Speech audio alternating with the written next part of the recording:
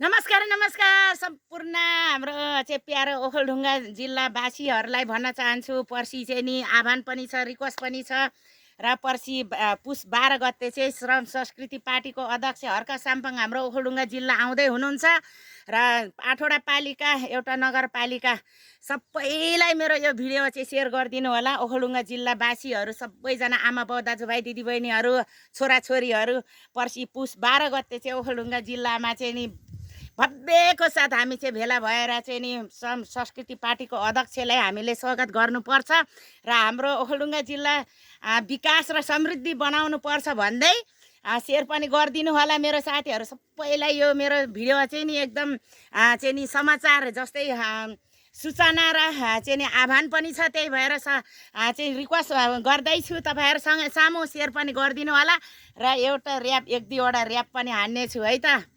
माओवादी एमाले काङ्ग्रेस फिटिक्कै काम नगर्ने, माओवादी काङ्ग्रेस एमाले फिटिक्कै काम नगर्ने, श्रम र माटोले हामी देश बनाउँछु भन्दा अलिकति पनि नसर्ने, अलिकति पनि नसर्ने।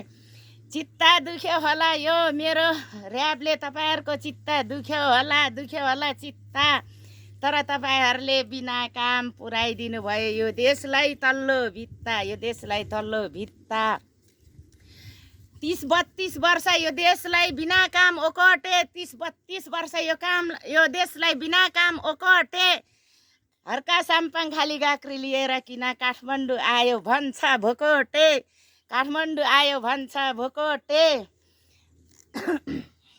भोकटे किन लाउँदै हुनुहुन्छ हरियो क्याप, किन लाउँदै हुनुहुन्छ, के अर्थले लाउँदै हुनुहुन्छ हरियो क्याप।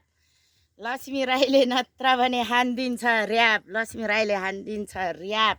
कस्तो छ मेरो ऱ्याप, माई ऱ्याप साथीहरू सेयर पनि गरिदिनु होला। थ्याङ्क यू सो मच, धन्यवाद।